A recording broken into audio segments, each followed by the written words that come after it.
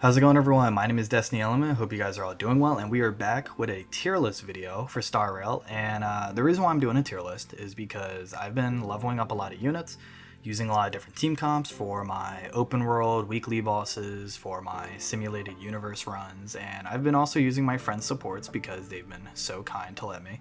And I wanted to give my opinions and express my thoughts about the characters that we currently have in the game right now. So something from the get-go, I will say this, I want to upload a tier list video probably once a month whenever a new character or a new update drops, because this is something that I feel like has to be updated consistently, because a lot of the characters in this tier list may fluctuate. We are getting a lot of new characters, a lot of new mechanics, a lot of new playstyles, a lot of new team comps as well may possibly happen, and I think it's really important to understand that just because a character may not be exactly strong right now doesn't mean that they never will be. So just because a character is in C tier doesn't mean that they never will be in S tier or a double S tier. So I'm gonna try to give my reasonings and justifications on why I put each character in the tier that they're in, and I don't expect you guys to fully 100% agree with me for every single one of them. If you guys have your own opinions, please let me know in the comment section. I love interacting with you guys, I love talking to you guys, and that's basically it. So yeah, let's get into it. If you guys do enjoy the video, leave a like, comment, subscribe. You guys have been absolutely killing it for the last two videos, and I am really thankful. I'm really grateful for all the positive feedback and all the love that you guys have been showing me, and I'm really excited to see this community grow as well too, because I love talking to you guys in the comment sections and seeing you guys give your input and feelings about the game. So yeah, let's get into it. Okay, so let's get started. I'm just gonna kind of keep this video short and simple. I'm not gonna give too long of a review or description for each unit. I'm just gonna talk about their main points. But starting with Arlen, I'm gonna put Arlen in A tier. I think he is a pretty good destruction unit. I think for the most part he does his job really well. He's able to sacrifice HP to use his skill. I think this is really good because when you have a team with high skill point usage, he's able to offset the amount of skill points that you use. So I think this is really good. However, even though he buffs his damage, the lower his HP gets, he doesn't really have a lot of tanking capabilities or other utility in his kit. Also, whenever he gets below 30% HP, he does regenerate 20% of his HP, but I just don't think this is enough. So when you have a healer in the game that has to focus on healing him over other teammates, or buffing him compared to other teammates, I think it's just not really worth it. Unless you have someone like Bailu or Natasha for team-wide heals, I just really don't think it's worth it in my opinion. And there's a lot of DPSs in the game that do his job better, and there's also a lot of other destruction and support units that can also fill in what he does a lot better too. So he's just kind of like existing. He's just kind of like there in my opinion. Moving on, we have Asta. I think Asta is also an A tier support. She has a attack buff, a team-wide attack buff that stacks up 5 times. She also gives a team-wide speed buff. She has a multi-hit on her skill, so she actually has a very easy time breaking weakness on enemies who are weak to fire. She's able to increase fire allies damage. Overall, she's just a really good support, and I think they did a good job giving her out for free. So, I'll put her in A tier. Next up, I'm actually going to put Bailu in S tier. I think Bailu is a phenomenal healer. Bailu is able to out-heal a lot of the damage that we receive in the game currently, but I feel like that's kind of all Bailu can do. I understand that Bailu is a abundance character, but I would expect maybe a little bit more utility or just something else along with the heals. It's nice that Bailu excels at healing, but it's just, in my opinion, not enough, because we are going to get future healers in the game, like Locha, the blonde dude with the green coffin. So I kind of want to see how both of them compare, and I want to see if people drop Bailu for him. But for the most part, Bailu is still a great healer. I really do like her. I've been using my friend's Bailu, and even though she's a good heal, I just wish that she kind of did more. So for that, I'm just going to put her in S tier. Next up is Bronya. Bronya, in my opinion, is an easy S tier. As long as Bronya is on the field, your team is dealing 10% more damage. She also gives the team defense buff when you go into battle. She has multiple attack buffs, a crit damage buff. She can dispel debuffs. She advances her own action as well too. She makes whenever she uses her skill on an ally, the ally does increase overall damage. So just a really good support. I don't see her dying anytime soon, or falling off anytime soon. Just a really solid character, like all around, and just really happy with how her kit turned out in this game. Next up is Clara. Surprisingly, I'm gonna put Clara in S tier because she is a very strong unit in my opinion, and she does her job as destruction a lot better than Arlen. Personally, she has damage mitigation that I really like. She's able to counter, that I love also. She has her ultimate that makes her counter a AoE basically, like it hits adjacent enemies. She's able to buff her own attack, and you know, she just has a lot in her kit that just makes her really good. When she marks enemies, they take increased damage. It's like she's a really good character. I was able to solo World 5 with her and beat Kafka with just her. My whole issue with Clara is the fact that when you're doing content that requires you to beat enemies in a certain amount of turns, like in Forgotten Halls, usually those enemies are pretty slow, so you're not going to get the counter out as quickly as you would like, in my opinion. So I mean, in cases like that, Clara's damage is solely reliant on her counter, and it can be kind of frustrating. So just for that, I'm going to put Clara in S tier. Dan is a pretty good character. I would say he's a really good free character that they gave out. He has a slow. He's able to increase his damage whenever he attacks an enemy that's been slowed. He has wind resistant penetration, like that's pretty solid. Like the fact that he can get an enemy that is resistant to wind and make them take neutral damage from it, for the most part, I think is really good to have. He's just a solid wind character as well too until Blade comes out, so I'm gonna put him in A tier. Really good free to play character.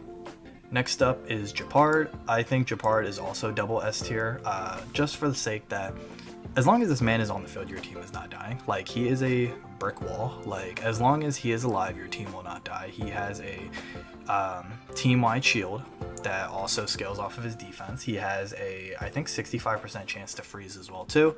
And he just he also has like a not a taunt, but enemies are more likely to target him, and it's really nice. So as long as Gepard is alive, like he's gonna keep your team alive as well too. So I think he's a really solid character, and I don't think anyone should be disappointed if they got him.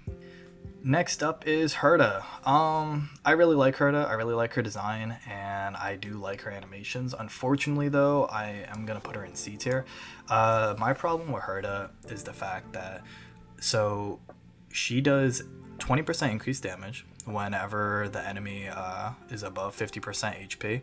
That's good, but you lose that damage modifier whenever they're under 50%, and they replace it with a follow-up attack that also does not receive any damage buff. So, you know, I mean, sure, you get a follow-up attack whenever the enemy is under 50%, but you don't really get any modifiers for that. So in my opinion, it seems kind of counterintuitive. You know, you have a damage buff for one part of the enemy's health, but then you have a follow-up attack in the other, and it's just like, it's kind of alright.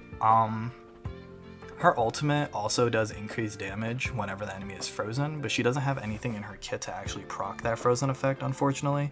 So she's kind of in an awkward spot right now where, like, for the most part, you're really only going to be using her whenever you use Himeko. So it's like, I don't really see her getting a lot of use, personally. I mean, there is a chance that she can improve in the future if we do have a support character that can buff follow-up attacks specifically, or, you know, just buff characters that have the type of kit that Herta does. But even so, it's like her issues are it's not even just her kit either. Her multipliers are also pretty low as well too. Like, it's just not that good, you know. She doesn't really have a talent, and it's like, personally, I just wouldn't invest in her unless you like really like the character. But yeah, it's just I don't know, it's kind of unfortunate. But next up is Himeko. I'm actually gonna put Himeko in A tier. Himeko is a pretty good character. She buffs fire damage for allies. She has really strong AoE, and she has a pretty strong dot as well too. You know, the only problem that I have with Himeko is that her kit is very conditional. Usually or well, not usually, her kit relies off of allies applying weakness break on enemies, so it's like it's pretty inconsistent at times, but when you do get it to start up, it's really nice. I think if anything, Himeko would be at the top of A tier. I think right now we just need characters that can utilize her better, so maybe a character that can buff dot damage, Kafka, you know. So it really depends, you know. We just have to kind of wait for a bit. But for right now, I would say she's top of A tier without a doubt. Next up, I will say Hook is B tier. Hook has a pretty good kit. She's able to, you know, enhance her skill. She has AoE. She has more dot damage. And Himeko and Hook, they have good dot, but no one is really running a dot team right now. So we just have to kind of wait for that support to come out. I will be getting into a unit on this tier list in a second, but that can support that dot damage. But as of right now, I think Himiko's A and Hook's B tier. March. I think March is a solid A tier. I think her applying frozen status to enemies, I think her having a counter attack whenever allies are hit, I think her applying a shield, I think she's just a pretty solid character, really nice character to invest in if you don't really know who you want to invest in. And she's just a really simple character as well too that can fit on any team comp that you have. Next up, we have Natasha. I'm going to actually say Natasha is S tier. I think Natasha does the same thing that Bailu does, but just as good, or maybe even a little bit better. Natasha has a team-wide heal, and even though her skill is only able to heal one ally, she makes up for it by being able to dispel debuffs and also apply weakness on enemies, so enemies deal 30% less damage to allies, and I think that's really important. Natasha, in my opinion, is also really consistent overall because she's able to give continuous heals for multiple turns, and she only gets better with her Eidolon, so I would say she's just as good as Bailu, if I'm being honest. Next up is Pela. I would say Pela is... I would say Pela is... Oh, man. I don't know. I think I'm actually going to put Pela in B tier. Unfortunately, like, I really like her design too. I think she has a sick design. But actually, no, you know what? I'm going to put her in A tier. I think I'm going to put Pela in A tier. You know, she's a pretty good debuffer. She has a huge universal defense shred. She's able to make the enemies take, like, I think it's a 100% base chance. Yeah, she has a 100% base chance to reduce enemies defense by like 40%, and she also recovers like 10 energy as well too whenever she pops her ultimate, and it's pretty good. She's able to dispel debuffs as well too, or not debuffs, she's able to dispel buffs on enemies. So whenever you have characters that have like annoying buffs like a auto revive or whatever, or just like a way to like buff their attack stat or whatever, it's like, it's pretty good. So you got a dispel on buffs, you have a defense shred, and overall she just makes your team do more damage as well too, and she sets up a lot. She's kind of like an enabler for your primary DPS, or just like for your hyper carry, whoever is like doing the most damage on your team. So she's pretty good. I really like her. Next up, I'm probably gonna butcher this name. I think it's pronounced Xing Shui, but I'm gonna put her in B tier. And the reason why I'm putting her in B tier is because as awesome as her animation is, and as unique her kit is, her kit relies a lot off of RNG and gambling. And you know, when I play a gacha game, I don't really want my characters to have RNG on their damage too. So whenever you're using her skill, her tiles, she has 4 tiles, and you know, you have 3 different suites that you can actually get on those tiles. If you get the same suite on all 4 of those tiles, you basically go into her hidden hand, and it is a pretty nice buff. She gets an attack buff, her basic attack is enhanced, and overall her ultimate does pretty good damage. But it's just, the best way I can explain Xing Shui is that she is reliably unreliable.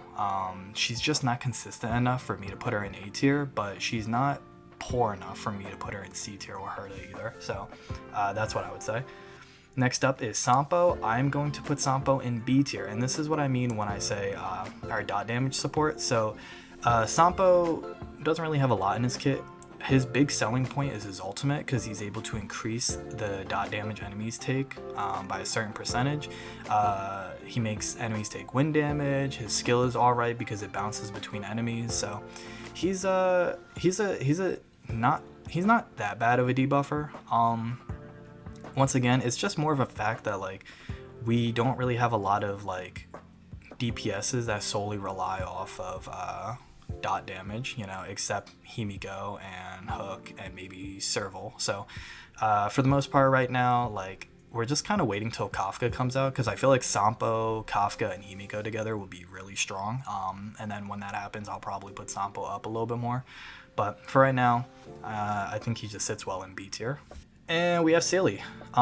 Without a doubt, I think Seele is double S. You know, she gives herself extra turns, she can buff her damage, she can increase her speed, she has quantum resist penetration, high multipliers, very nice stats, and just a really fast character overall. You know, she has crit damage in her traces, she's able to you know, make enemies target her less when she's under 50%. Like, she just has a very strong kit, solid character, and you know, just I don't think she's really dying anytime soon. I think she's going to be around for quite a long time.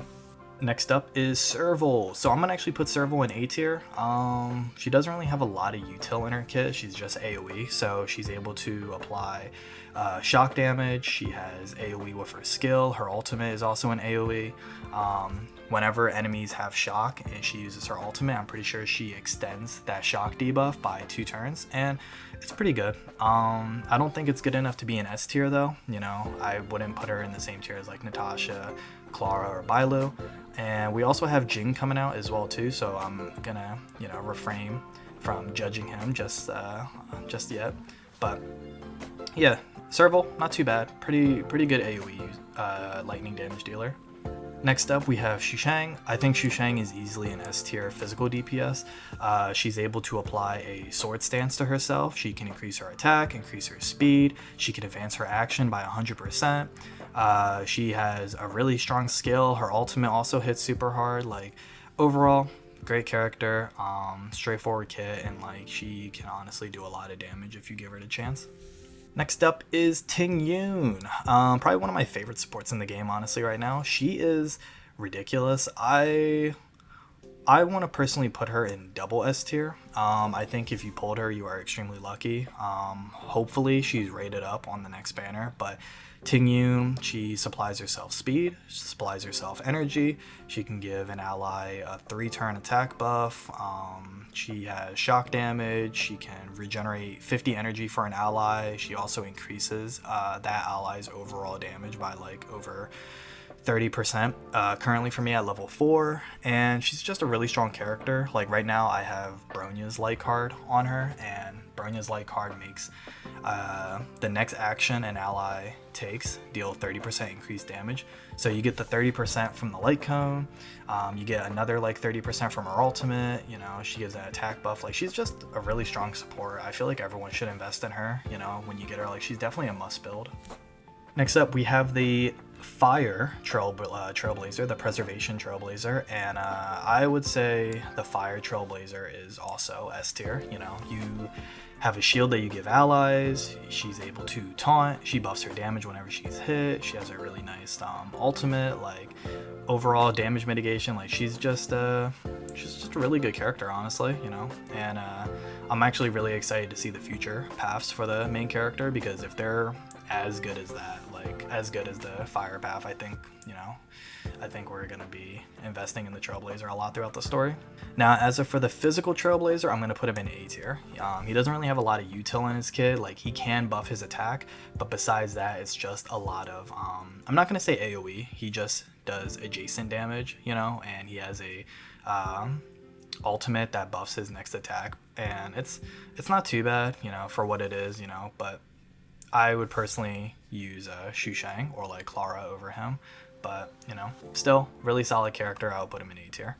Next up is Welt, all the way from Honkai Impact. I'm gonna put Welt in double S tier for me. You know, he is a disgustingly strong debuffer. I think the slow that he gives, the imprisonment that he gives, enemies take like 12% increased damage off of his ult. Whenever he pops his ult, he gets 10 energy, so it's a nice refund. He's also the only imaginary DPS that we have right now. You know, it's like he, until another one comes out, he, in my opinion, is going to stay at double S. You know, he may drop to S tier, but He's the only imaginary Nihility character that we have, and he does a lot of damage, so I personally feel like he should stay in double S tier. So the last character that we are actually going to be talking about on this tier list is Yanqing. I'm pretty sure that's how you pronounce it. And he's kind of in a weird spot for me. I honestly want to put him at the top of S tier, if I'm being honest, just for the sake that he has a very weird kit. So he is a DPS character, you know, and he does all the DPS things that a DPS should do. He buffs his attack, he buffs his crit rate, he buffs his crit damage, and he does it all with his skill.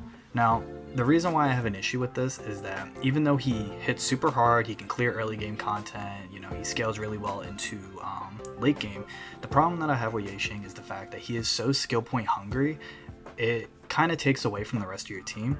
And that would be fine if his buff was up for multiple turns, but it isn't. So yeah, you're getting a crit rate and crit damage buff, but you need to constantly make sure you have a skill point ready for him every single time it's his turn. And not only that, something else that's really important is that if he takes damage, he will lose his buff. And this basically means that you need to run a shielder. So you need to run March. But if you run March, that means you have to have another skill point ready to use on him. That also means that if you put a shield on him, he's also going to get aggroed more because March's shield aggroes enemies. And Gepard, you could run Gepard with Yanqing, but you're not guaranteed to have Gepard's ultimate up 24/7. So you have a character with high DPS potential, high nuking potential, and a very strong buff on his skill and his ultimate. But he also loses it whenever he takes damage. He is reliant on shielders, so he's dependent on teammates for a lot of his damage. And the moment you don't have a skill point, or the moment he takes damage and it's his turn and he doesn't have his buff, that's a lot of damage that you are missing. Like his damage is pretty suboptimal if you don't have his buff ready to go. So, you know, as much as I do like Yanqing, like I think his damage potential is good. He has follow-up attacks, he can freeze, just a very, very strong kit.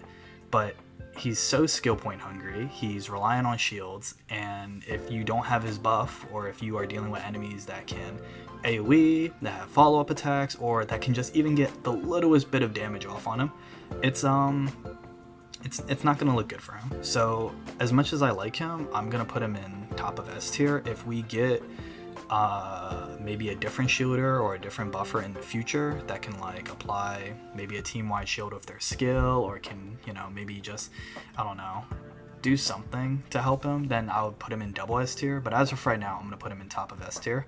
So yeah, that's basically it. I'm kind of happy with the way this tier list looks. I don't really have any issue with it, but if you guys do have you know, any thoughts or opinions that you want to share, or if there's maybe a character that you feel like that should go up or down, I'll definitely love to read it in the comment section. I love interacting with you guys again, and you know, hopefully maybe next month when we get a bunch of new characters and a bunch of new updates, you know, I'll move some of these characters around. But thank you guys for watching, thank you guys for all the support, and I'll see you guys in my next video. Peace.